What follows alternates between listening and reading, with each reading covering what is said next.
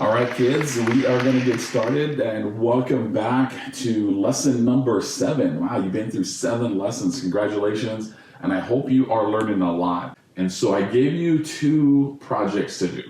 Remember the projects? The first project was to do a ride-by or a drive-by. The other project that I gave you was to research your family's home. Now, again, we appreciate all the entries. I know a lot of you trying hard to win these gift cards and have some really great entries. And we're giving out these $25 gift cards from Stockpile to buy any stock that you want and start your investment portfolio. But today's winner is Mr. Noah. Okay, we have Mr. Noah here. Here's his post. So we can see Mr. Noah there. And here's what Noah said. Hold this, okay? So this house, so he bought this house, or excuse me, he didn't buy this house, but this house was 10 years ago valued at $270,000. Okay, that was 10 years ago. Today, that house is at $360,000. So if his parents own that, that would be about $90,000 in equity or value that he has. All right, now let's get started. We're going to talk about college and career. So I like to say there's 3 major decisions that you will make in your life, and I want you to write this down. And there's going to be more, but 3 big ones. Okay, 3 big. They might not be the biggest, but they're big. I'm going to talk about 2 of them today. Okay, the first major decision that you'll have to make at an early age is what college or university should I attend? Why is this a big deal? Because the type of learning environment you'll be in, the connections that you'll make while at school, the professors and the other students will have a major impact on the rest of your life. The second major decision or big decision that you'll make is what career will I go into in my future? Okay, so these are 2 big ones. Now, how many of you know what the third big decision is? Go ahead and comment there below if you know what the third big decision. I'm not going to talk about it today, but it is a pretty big deal. Okay, go ahead and comment. Now, did anybody comment on what the third big decision is? Marriage. Yes, good job. Who said marriage? A lot of people? Yeah, a lot of people. Okay, so you probably watched my video that I posted last night. So marriage is a huge one, right? Picking the right spouse, the right husband or wife is crucial as well. Unfortunately, I'm not going to talk about that today. You should probably talk to my wife about that. So first off, with college, I just want to put out this disclaimer. And I want to say that college is not necessary for everyone. And there's all different types of choices of schools to go to. And some people can do fine without college, and some need college. Now, what do I recommend? I love the opportunity to go to college, and I highly recommend it for all kids to find the best college setting for you. And I'm going to talk about why in just a little bit. So again, it's not for everybody, and you can do great things in just a little bit, but that's just a quick disclaimer.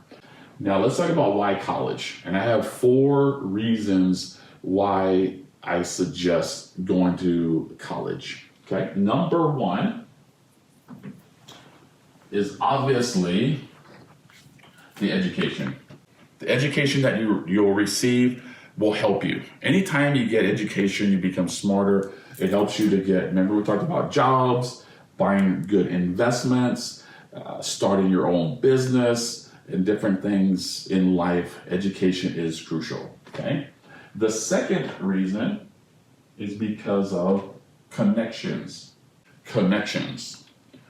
Being able to be in an environment, whether it's 2 years or 4 years, with kids your age, young adults your age, that are striving for the same thing and being in these classrooms and environments and doing projects together really helps you to develop these relationships that you'll have for the rest of your life. And ask your parents and those around you that went to college if they're still friends with those in college. I'm still friends. Some of my best friends came from college, not high school. I still some friends from high school, but more from college. And I've done business with a lot of them. So this is a huge part of being in college. Probably almost as important as the education piece. Now the third piece is for your experiences. Experiences. So the experiences that you'll get in college are going to be valuable. They'll help you to develop in your life. So experiences such as maybe travel abroad, or being able to play on a sports team, being able to do a project, or in a lot of colleges, they're able to start businesses and enter into business plan competitions. So you'll have access to these experiences that you couldn't get anywhere else. Okay, this is a really cool piece of college. And then the last thing, income. I almost forgot it. Income. Okay.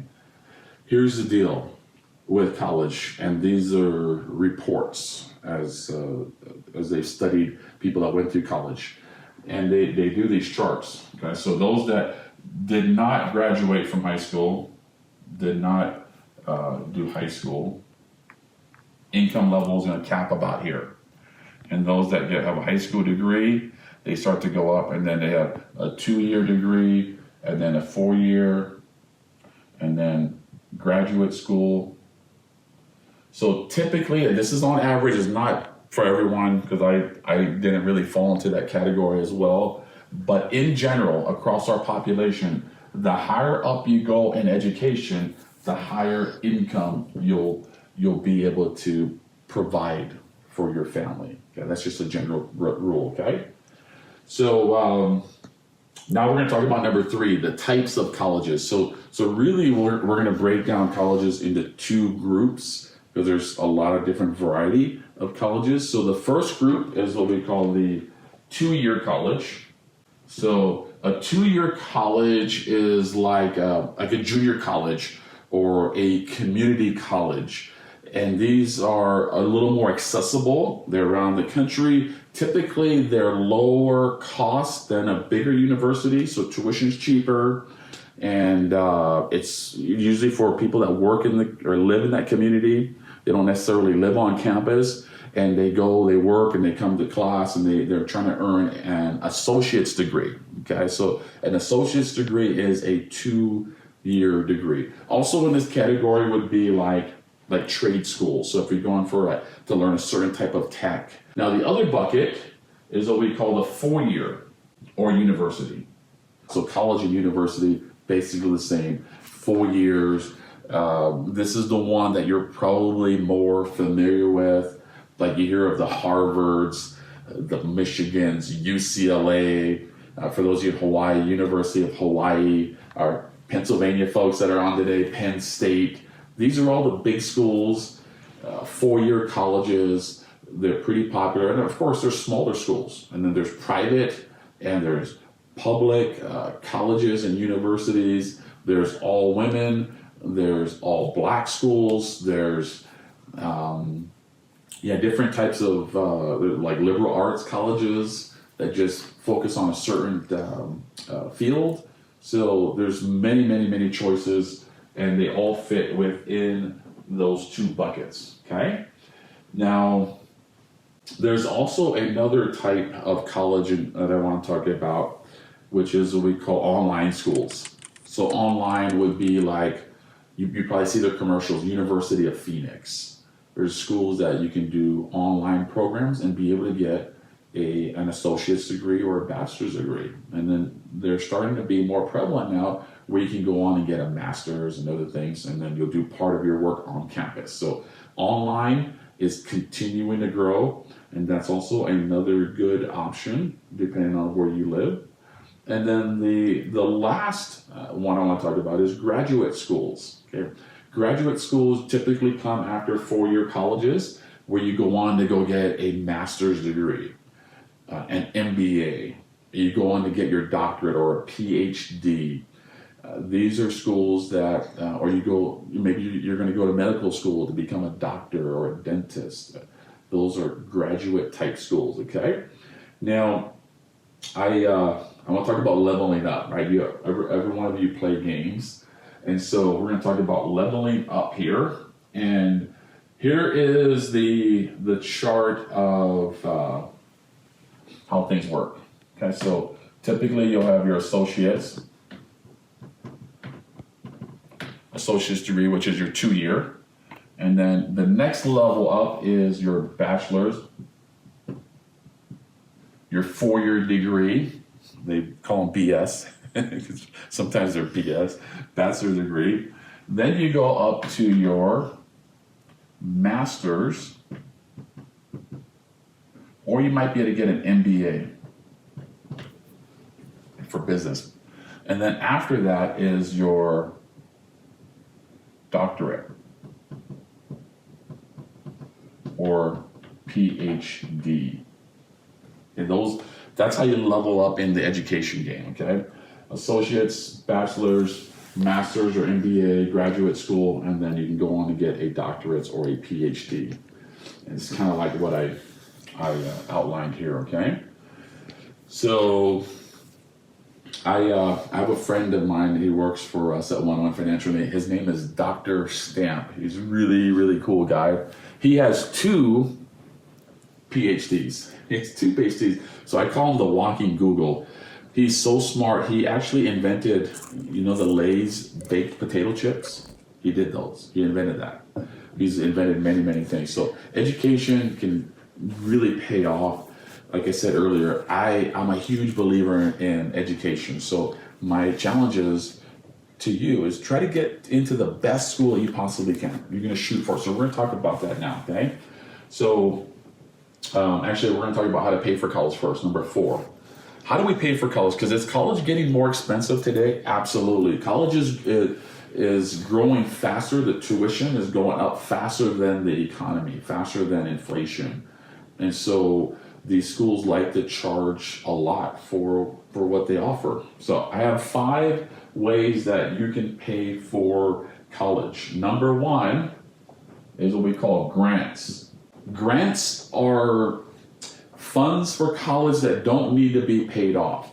And that's typically based on your needs, right? Your financial situation of your parents, okay? So grants are really good, and there's a ton of different grants. Besides just government grants, there's other grants or smaller grants that people create in these different communities or schools. Your school might offer a grant, and I would say go for all of them. That's like your number 1, is try to go for the grants, because in essence, that's like free money, okay?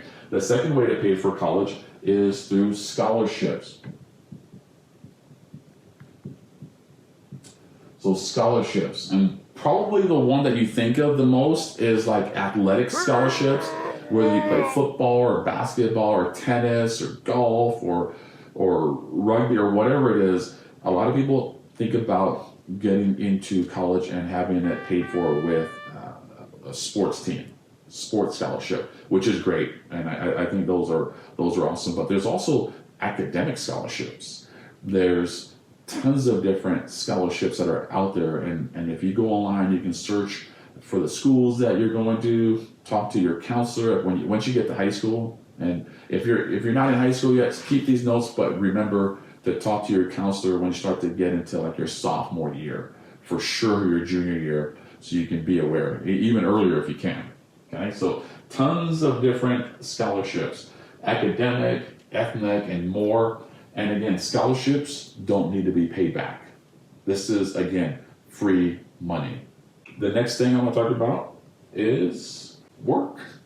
That's another good way to pay for your college. You might be able to work in the summer, save up some money for your college education, and then during college, you can also work. Working is not a bad thing and a great way to do it. The next is student loans. Now, student loans is a little tricky. Student loans are getting really bad now. The interest rates are going up, and students are carrying this debt burden forever. I work with a lot of doctors and chiropractors in my company, and these guys, they make good money, but they're in their 50s and 60s, and they still have student loans. Why? Because they don't put a priority on paying it off. So the thing with student loans, it's a necessary evil to be able to get your education, so I'm not opposed to it, But what I'm saying with student loans is take the least amount possible. They try to give you, say, hey, take as much as you can. I think that's unnecessary, and I think that's bad practice for those that are trying to sell you these loans. I say take the least amount possible to be able to cover your school, whatever you can't cover with grants, scholarships, and your work hours, then you fill in the rest with student loans. And then the goal with student loans is to pay it off as quickly as you possibly can. Okay, that's one thing that can drag you down after you get out of college. All right, the next is financial aid. So this is like needs-based or merit-based financial aid. There's different programs. Some schools offer financial aid if your parents make below a certain income level. And so there's like great schools that you can go to. We're talking about one is Harvard, that if your parents make under a certain income level, that the entire tuition will be paid for. So a lot of kids don't know that they can get this money from the school. They have large endowments. I think the endowment at Harvard is like $40 billion. That's what they're sitting on, and they use some of that money to help kids that can't afford to get in to pay for their schooling. So lots of opportunities with financial aid. And then the last one I want to talk about is what we call a 529 college savings plan.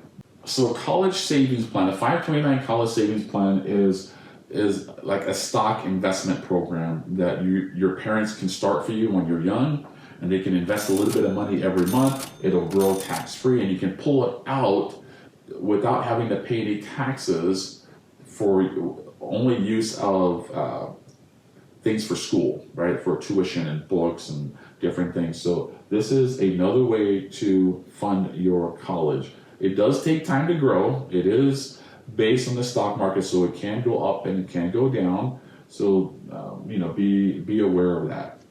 You can actually, if you do this right, kids, if you do it right and you take the time, do the things that most people aren't willing to do, you might be able to make money.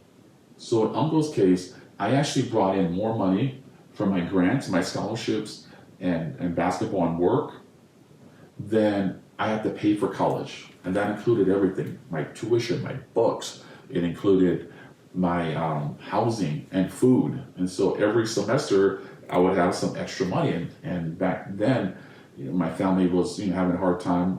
My dad was still going to school and work. So I would be able to send money home for Christmas as a college student for my younger siblings. So this is a very big thing that you need to plan for and work with your parents and any support system that you have at your local schools to help guide you through this, okay? Now we're gonna do some work here. We're gonna talk about your top 5 dream schools, okay? So I want you to write that down, and if you can, comment in there what your number 1 dream school would be. Where would you go if you can choose any college in this world? If money wasn't an issue, if admissions wasn't an issue, where would you go? I want to see. Harvard or New York University, Cambridge University, Stanford, Oklahoma, UCLA. Biola University. Very good. I played against them. UNUH, UCLA or USC, homeschool. Very good. Good colleges, guys. Very, very good. So what I want you to do is make a list of your top 5 dream schools. Those are the ones, if you could do it, you go any school, like you want to try to go to the best schools, what would those schools be? Write those down. That's going to be part of your assignment, okay? The second thing I want you to do at colleges is list your top 5 target schools. So these are schools that you can target because you know this would be a good fit. So it's almost like a backup school that hey, if I don't get into any of my dream schools, this would be another great choice. We need to come up with this list. Okay, why? Because once you have this list, now I want you to start to research it. You start to research those colleges and look at it. So we got to start early, and we need to be prepared when it comes to our colleges. So looking for schools that fit you, right? This is what you want to look for, that have the programs, the degrees, the bachelor's degrees, the associate's degrees, maybe even the the graduate degrees, the masters or MBAs that you want to get, and that's one of your reasons why you're going to choose that college. And then you're going to see if you can maybe play sports or music or other things. So it just so happens that my older son's going to be playing golf. He just got awarded an academic scholarship after his first year for his grades. So all these different sources of ways to pay to college is huge. Now my daughter, I bring my daughter up because she's in the middle of preparing for college. Come here, County, she's 17. So tell the kids about what you're doing. So for my dream colleges, I want to go to an Ivy League school. So right now I'm looking at Harvard and Brown and Dartmouth as my main dream schools. And for my target schools, I'm looking at BYU, Provo, Stanford, and I've been talking to Penn State too. So those are my dream schools and my target schools.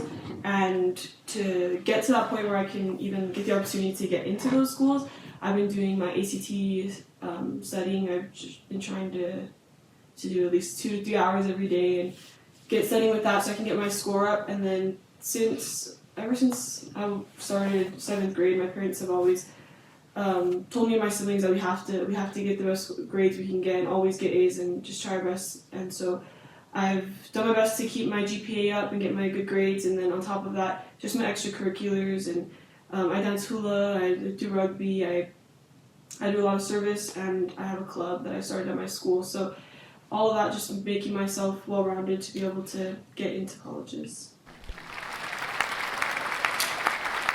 Thank you, Kiani. She's a very good example for you kids, especially if you're going through that process, or we will be going through that process now. Once you start to get closer to Kiani's age, you're going to want to hone in your research. You're going to look at everything online, anything you can find online. You're going to want to talk to alumni, those that have gone to that college or have kids go to that college. Find out as much as you can about that school, and if it looks like it's a fit, then you set up a visit. You go out there and walk around the campus, spend a day or two, going to some classes, going to some, if you're playing sports, you might go to some games. Take those opportunities to prepare yourself to get into the best college, okay? So that's it on our college thing, and that was the biggest piece, okay? Because careers will come down the road, and to be honest, it's a little difficult to talk about careers because we're not really sure yet. We're still young, and we don't have to decide on a career. We don't even have to decide on a college yet. Let the process happen. But for number 8, we're going to pick careers that we think might be good for us. And I'll tell you that for me, my degree was a biology degree. So I didn't get a business degree or a finance degree. It was biology. And I ended up not going into biology, but I still have that degree. I'm going to talk about 5 things in your career. So write this down. Number 1, don't feel like you got to pick one right away. It's not necessary, okay? Number 2, try different things over in your working life at your early stages to see if you really like it. Because the worst thing you want to do is go into a career and you start and you don't like it, but you force yourself to be in there for the next 30 years, 40 years. You're not going to be happy. So try different things early on that will give you a feel for life and a feel for yourself on what you like. Next is, what does the future, once you kind of settle in on some careers or you're looking at it, what does the future look like for your field, your potential field? Is it going to be around?